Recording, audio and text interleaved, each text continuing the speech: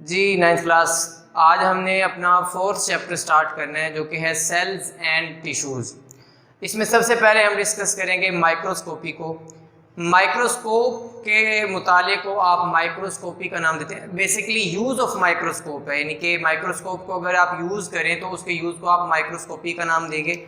अगर हम हिस्ट्री देखें माइक्रोस्कोप की तो ये एमसीक्यूज में भी याद रखना है आपने। ज़कैरियस जॉनसन एक साइंटिस्ट है, 1595 में हॉलैंड के रहने वाले थे। इन्होंने फर्स्ट टाइम पहली माइक्रोस्कोप इन्होंने इन्वेंट की थी, ईजाद की थी।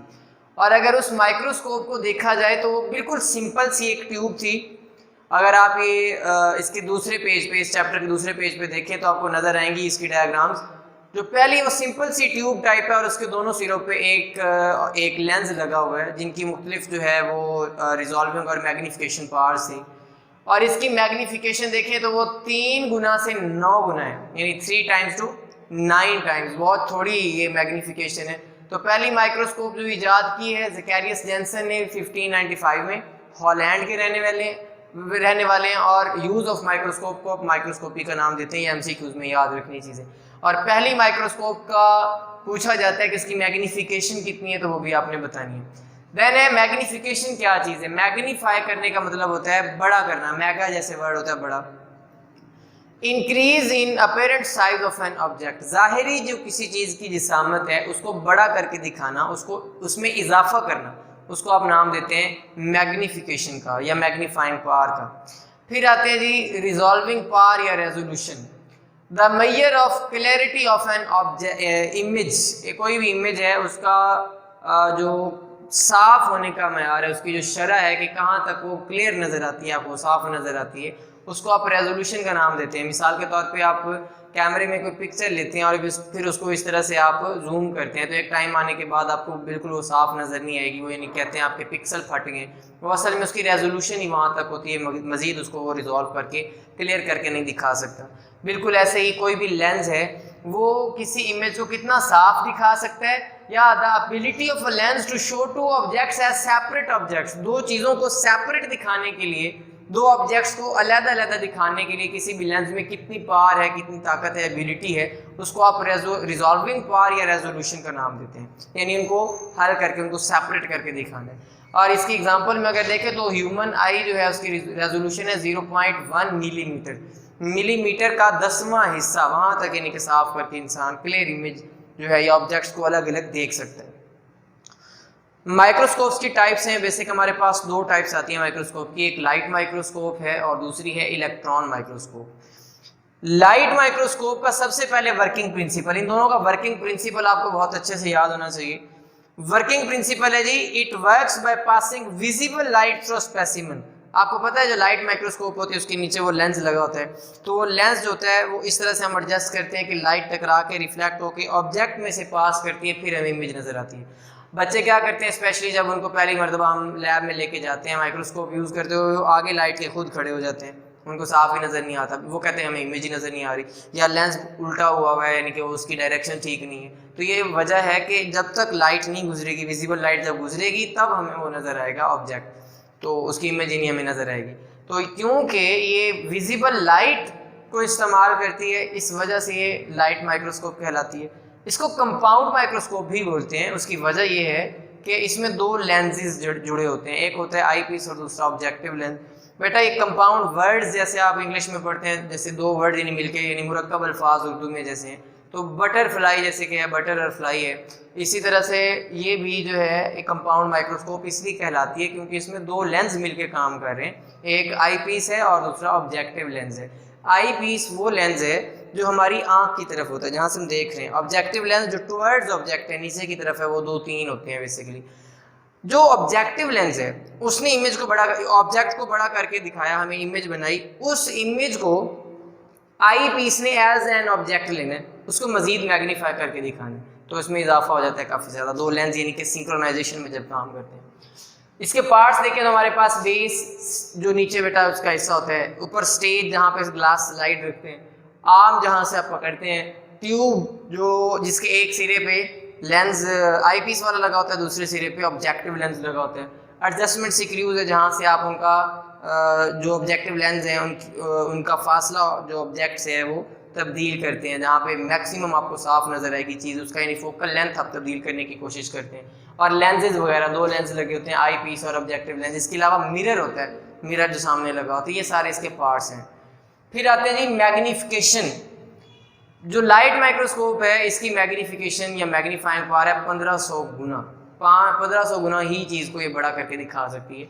और इसकी रेजोल्यूशन है 0.2 माइक्रोमीटर। 1 माइक्रोमीटर का होता है 10⁻⁻6 मीटर, यानी कि एक जो मीटर है उसकी निस्बत ये 10 लाख गुना छोटा है माइक्रोमीटर, ये याद रखना है आपने।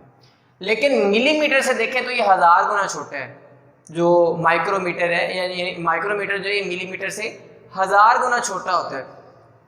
अब अगर आप ध्यान करें यहाँ पे इस चीज़ को समझने की कोशिश करें तो माइक्रोमीटर यानी मिलीमीटर, ये हम बात कर रहे हैं अपनी आँख के हवाले से, जो हमारी आम आँख है 0.1 मिलीमीटर तो इसकी रिजॉल्विंग पावर है। तो इसकी निस्बत जो हमारे पास लाइट माइक्रोस्कोप है 1000 गुना ज़्यादा रेजोल्यूशन पावर होती है। ये बात याद रखनी है। और याद रखना है जी लाइट माइक्रोस्कोप में आप लिविंग चीज़ें आसानी से देख सकते हैं। लिविंग जो प्रोसेसेस वगैरह होते हैं, लिविंग जो चेंजेस आ रहे होते हैं बॉडी में, वो आप यानी कि ज़्यादा वो मैग्नीफिकेशन ज़्यादा रेजोल्यूशन वाले ना हो तो आप आसानी से देख सकते हैं। मसलन कोई भी ऐसा लिविंग प्रोसेस है जो आप स्टडी करना चाह रहे हैं किसी लिविंग ऑर्गेनिज्म का, तो आप जो लाइट माइक्रोस्कोप है इसको इस्तेमाल में लेके आएंगे। फिर यह है वर्किंग प्रिंसिपल। वर्किंग प्रिंसिपल अब इलेक्ट्रॉन माइक्रोस्कोप का हमने डिस्कस करना है। इलेक्ट्रॉन माइक्रोस्कोप अब दूसरी जो हमारे पास माइक्रोस्कोप है इसका काम करने का क्या तरीकाकार है। इलेक्ट्रॉन माइक्रोस्कोप ज़्यादा एफिशिएंट होती है, ज़्यादा इसकी मैग्नीफिकेशन पावर है, ज़्यादा इसकी रेजोल्यूशन पावर है, ये ज़्यादा एफिशिएंट है और महंगी भी ये ज़्यादा होती है और ये छोटी भी नहीं, इसका साइज़ बड़ा होता है। Object is placed in vacuum chamber, एक खला वाले चैम्बर में जहाँ पे हवा नहीं होती, ऑक्सीजन नहीं होती, वहाँ पे ऑब्जेक्ट रखा जाता है और इलेक्ट्रॉन्स की बीम गुजारी जाती है। इलेक्ट्रॉन की एक शुआ गुजारी जाती है जो स्पेसिमेन में से या गुजर जाती है या उससे रिफ्लेक्ट होके इमेज बनाती है। चूंकि लाइट इसमें लाइट नहीं बल्कि इलेक्ट्रॉन्स की बीम इस्तेमाल किया, that's why it is called as electron microscope. फिर है जी living processes can not be seen through electron microscope.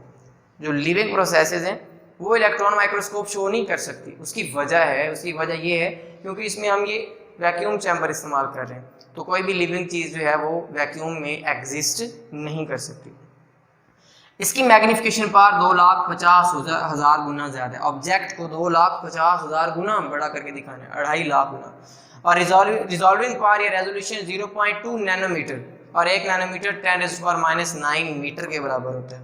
और 1 नैनोमीटर जो है वो 1 मिलीमीटर से 10 लाख गुना छोटा होता है, याद रखना है। यानी कि आप ये कहेंगे कि इलेक्ट्रॉन माइक्रोस्कोप की हमारी आँख की निस्बत 10 लाख गुना ज़्यादा, 1 मिलियन टाइम्स इसकी रिजॉल्विंग पावर ज़्यादा है। इतने छोटे ऑब्जेक्ट को ये अच्छे से दिखा सकता है, क्लियर दिखा सकता है।